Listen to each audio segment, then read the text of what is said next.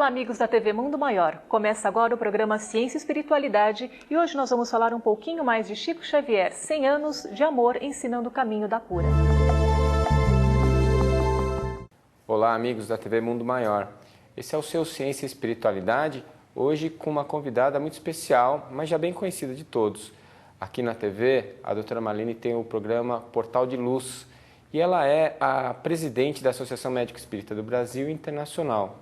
A doutora Marlene estava presente na fundação da primeira Associação Médico Espírita, que foi a Associação Médico Espírita de São Paulo. E desde então, ela está lutando para implantar o paradigma espiritualista na ciência médica. E tem feito isso não só aqui no Brasil, mas também internacionalmente. E cada vez mais nós notamos uma legião de colegas que em todo o Brasil e em outros países, notadamente Portugal, Inglaterra, Estados Unidos, estão se aproximando por afinidade dessa mensagem e estão trabalhando junto com a Associação Médico Espírita do Brasil Internacional para a implantação desse novo paradigma. A doutora Marlene é uma profunda conhecedora do trabalho espírita e profunda conhecedora do trabalho de André Luiz. Ela passou um longo período, enquanto estava fazendo a faculdade de medicina, junto com o Chico Xavier e aprendeu muito com ele. E hoje ela é a grande direcionadora dessa legião de colegas, de médicos, de profissionais da área de saúde que estão buscando a renovação desse paradigma. Então, ela vem falar um pouquinho para a gente sobre tudo isso, sobre Chico Xavier, sobre a obra de André Luiz e sobre esse novo paradigma que está se instalando na medicina e na ciência em todo o planeta, o paradigma espiritualista. Vamos assistir à entrevista com a doutora Marlene e depois nós voltamos para mais um comentário. Para abordar o tema de hoje, estou com a doutora Marlene Nobre, presidente da AME Brasil e da AME Internacional. Bom, doutora Marlene, obrigada por estar aqui no Ciência e Espiritualidade. E a senhora abordou um tema muito bonito, né, que a gente não se cansa de estudar e de reler, que é a história de Chico Xavier e como, né, ele apresentou as revelações e como que qual o caminho da cura, né? Bom, doutora, gostaria que a senhora me começasse falando sobre como porque Chico fez na década de 40 muitas revelações acerca da medicina que ainda eram desconhecidas, né, dos próprios médicos da época. Como que ele falou e como que isso foi recebido pela comunidade médica da época? Bem, Giovana, primeiramente agradeço o convite para estar aqui e devo dizer a você que essa palestra que nós desenvolvemos aqui nas jornadas da AMESP, Associação Médico Espírita de São Paulo, esta palestra foi um dos caminhos que eu segui para falar sobre medicina e espiritualidade e especialmente cura na obra de Chico Xavier. Na verdade, são tantos os caminhos que oferecem que eu tive que optar por um, principalmente tendo 45 minutos apenas de exposição.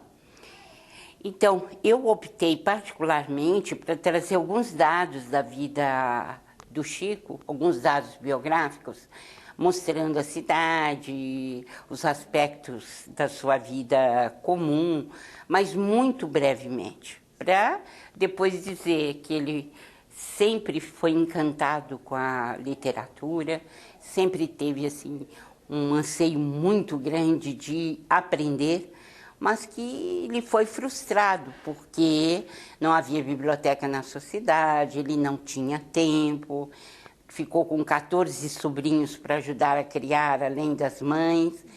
Então, o trabalho dele foi intenso para o ganha-pão material.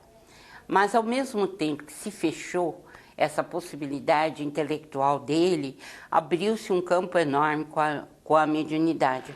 Então, foi a partir daí que eu escolhi, né, falar sobre a cura na obra de Chico Xavier. Não foi esse o tema que eu utilizei, por exemplo, no Congresso Brasileiro, em abril, né, na FEB, em Brasília, porque lá eu especificamente comentei isso que você quer saber, as revelações na obra de Chico Xavier, e que já tiveram respaldo da ciência até o presente momento. Então, são dois caminhos, né? E nem poderia ser diferente, né?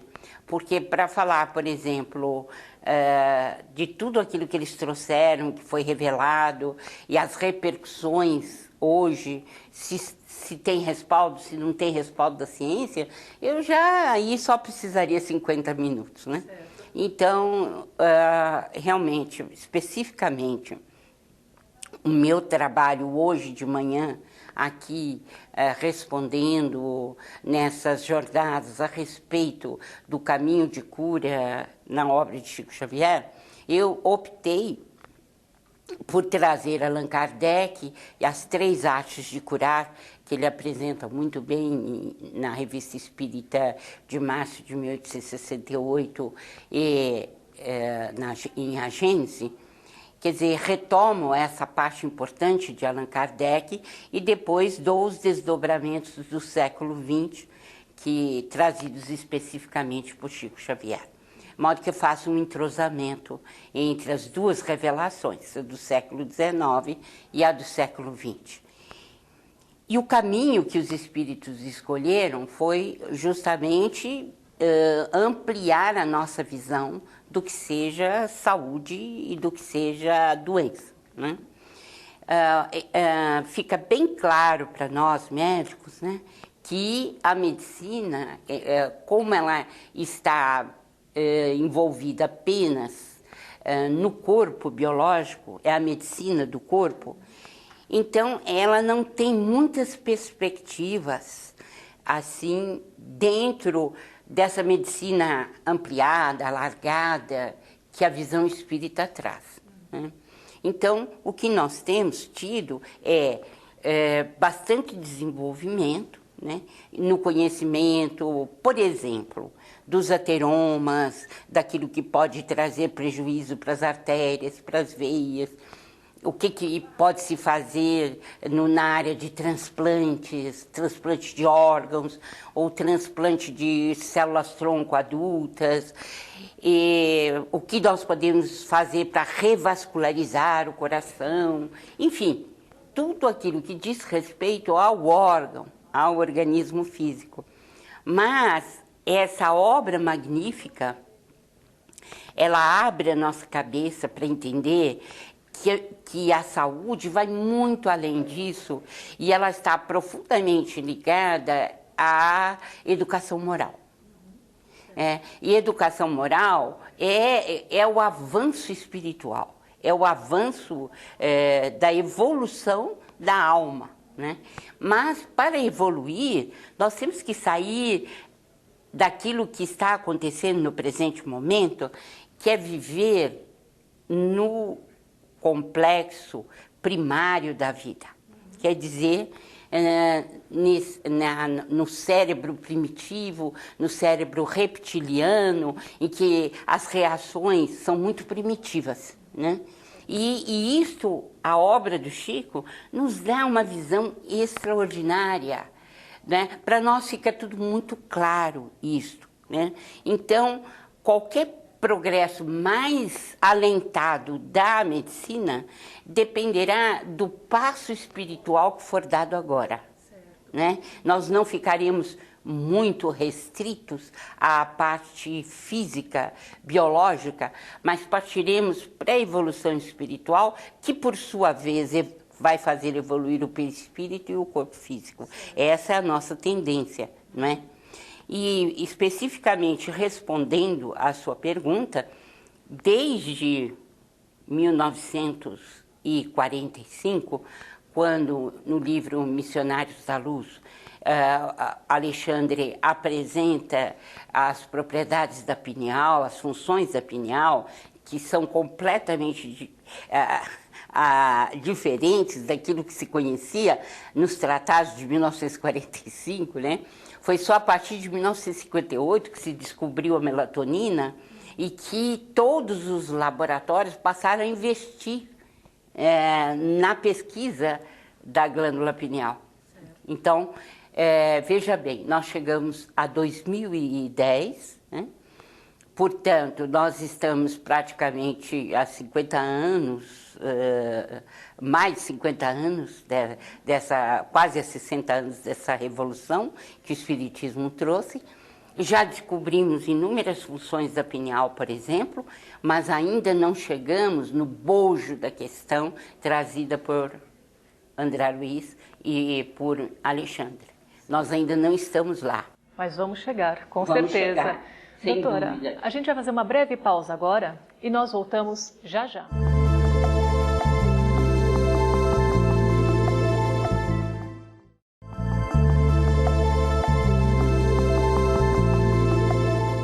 Você acompanha o programa Ciência e Espiritualidade, hoje conversando com a doutora Marlene Nobre, presidente da AME Brasil e AME Internacional. Bom, doutora Marlene, no bloco anterior você começou a contar um pouquinho, né, dos achados de André Luiz, da revolução que ele trouxe com a glândula pineal também, e da importância que a gente tem para o nosso conceito de saúde e doença, né? A gente pode também afirmar que se nós cuidarmos da nossa casa mental, grande parte dos problemas de saúde estariam solucionados? Não há dúvida nenhuma. Mas o problema saúde é muito complexo. Não dá para minimizar. Nós temos que ter uma visão realmente ampliada. Por exemplo, quando nós falamos, precisamos ter uma casa mental azeitada do ponto de vista espiritual, nós estamos falando em algo muito sério e que ainda não teve o devido respaldo, nem dos seres humanos, que somos nós, nem da ciência, obviamente. Então, nós sabemos que os 3 cérebros, né? Nós vemos o mundo por 3 cérebros diferentes, né? Isso dito por Paul MacLean, que em 1968 confirmou André Luiz. André Luiz trouxe em 1947 essa ideia dos 3 cérebros. E foi em 1968 que Paul MacLean publicou o livro The Triune Brain in Evolution. Quer dizer, o cérebro trino em evolução. E você vê, realmente vai depender do pensamento, das produções mentais, mas como o pensamento não é uma produção do cérebro, mas é o órgão de expressão do espírito, da alma, obviamente que o nosso cérebro estará sujeito ao tipo de evolução que nós já temos. Então, se nós ficarmos muito no cérebro primitivo, como eu falei hoje aqui, então nós estaríamos muito ligados ao irracional quase. Né? Aquilo que os animais fazem normalmente. E aos poucos, nós temos que consultar o passado, que são os instintos, as paixões que tivemos, as lutas que tivemos, mas jogarmos para o futuro melhor, mais espiritualizado. E isso se dá no lobo frontal. Então, o lobo frontal é que nos une à espiritualidade superior. E como é que nós podemos nos unir à espiritualidade superior? Nós nos unimos através da fé, da meditação, da prece. Bem, Andrew Newberg descobriu, e nós vemos que essas experiências ocorrem no mundo, né? De que quando você está em estado de meditação, são os lobos frontais que se expandem e entram em ação, confirmando André Luiz, né, de que a parte mais nobre do nosso ser está ali configurada ou expressa, melhor dizendo, né? E o lobo intermediário, o intermediário, que é o aqui e o agora, ele fica entre o passado, que nós não podemos voltar atrás, e fica como o depositário do futuro, daquilo que seremos a partir de agora. Né? Então, e esta revelação do André Luiz foi extraordinária, foi muito bem feita, né? E nós tivemos a confirmação em 1968, como eu disse, né? Mas o que eu quero falar, Giovana, é o seguinte, é que não é fácil evoluir, né? Se nós trazemos complexos de culpa, nós trazemos na nossa mente erros cometidos no passado que nos dão, assim, uma espécie de uma chaga interior, de um espinho na nossa vida, porque nós fomos contrários à lei do amor. Então, esse complexo de culpa vai nos impedir de ter uma liberdade de ação maior que permita consultar o passado, verificar o que foi de errado, consultar o futuro naquilo que nós queremos ser e mudar o presente. Aí é que está o problema. Certo. Né? Porque nós partimos de umas fórmulas.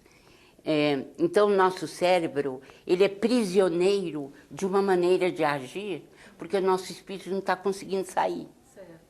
E ele não consegue sair por problema de complexo de culpa, por exemplo, certo, que é muito grave. Muito grave mesmo. Doutora, a gente vai fazer uma breve pausa e nós voltamos já já.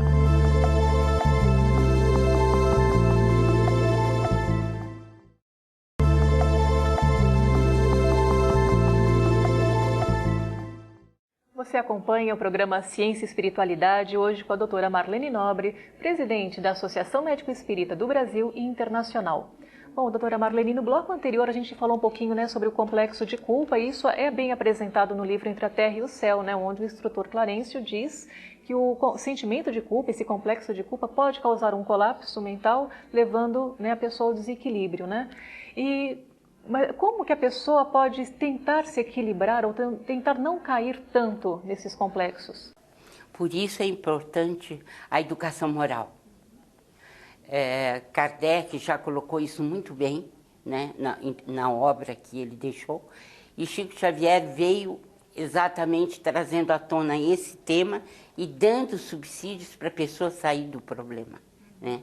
A questão, Giovana, é que nós não vemos muita saída em praticarmos o bem, né?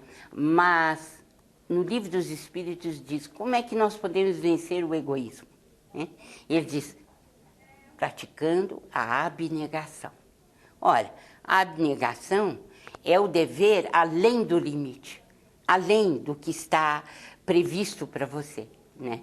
Então, a abnegação, alguém é abnegado porque aprendeu a ser humilde. Porque se não aprender a ser humilde, não adianta, a abnegação não vem. Porque você fica reclamando pelo fato de fazer as suas doações para o outro. O abnegado não.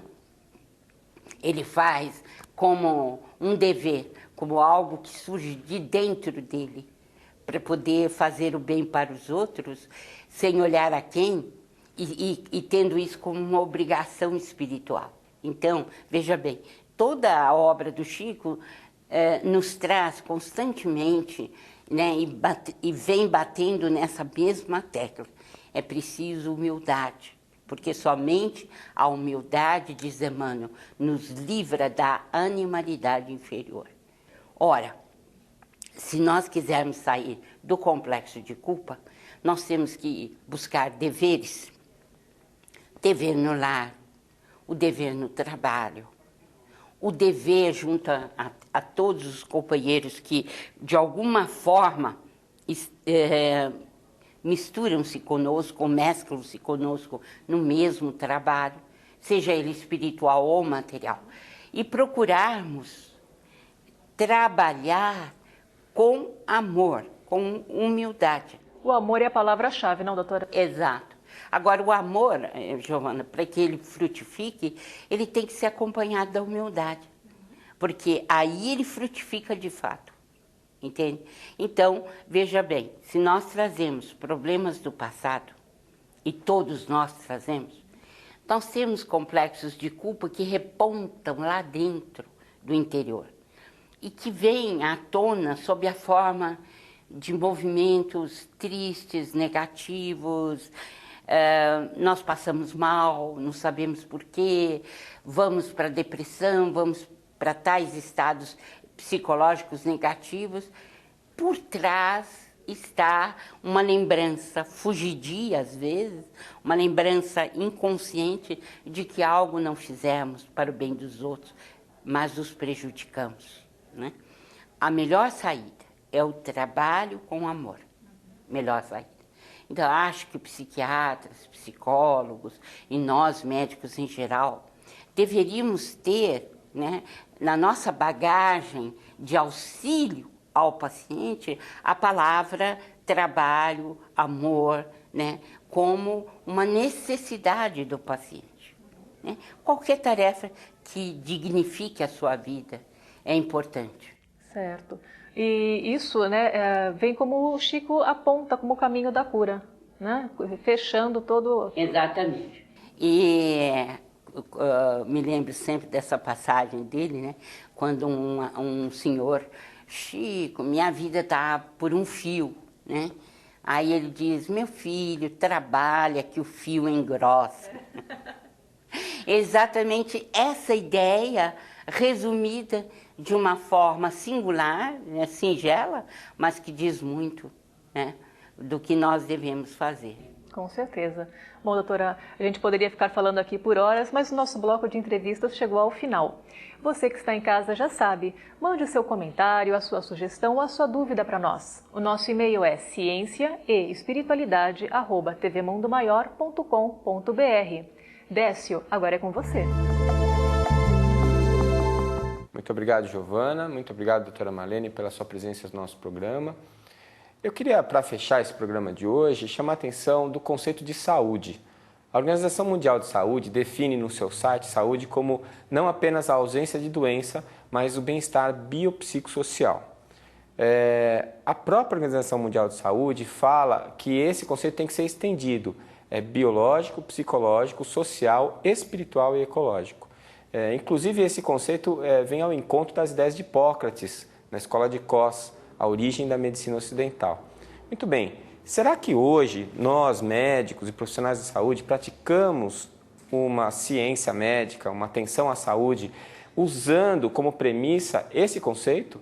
Será que nós não estamos tratando quase que exclusivamente da porção biológica e negligenciando as questões psicológicas, sociais e espirituais, que muitas vezes são ridicularizadas por uma boa parte dos colegas? Será que esse conceito de saúde não influencia na maneira como nós fazemos o nosso trabalho? Na minha opinião, a melhor definição de saúde que eu já li é a de Emmanuel. E Emmanuel fala que saúde é a perfeita harmonia da alma. Perfeita harmonia da alma. Quando nós aplicamos esse conceito na prática, a questão da doença biológica, ela fica secundarizada, ela fica subordinada. Então, nós começamos a entender a questão da saúde como sendo a felicidade, o bem-estar. E esse bem-estar, ele pode ou não estar acompanhado de um perfeito funcionamento do corpo físico. Mas ele necessita, antes de tudo, uma perfeita harmonia da alma. Quando nós pensamos em termos de reencarnação, quando nós pensamos em termos da vida se perpetuando além deste corpo físico, esse conceito fica mais claro e se torna mais importante ainda a implantação dele na nossa prática diária. Essas são algumas das reflexões que o Ciência e Espiritualidade tem trazido e eu espero que nós tenhamos, nesse programa de hoje, feito o amigo telespectador pensar um pouquinho e meditar um pouquinho sobre essa questão, que é o que nós temos feito. Muito obrigado pela sua atenção e espero revê-los no nosso próximo Ciência e Espiritualidade. Até lá!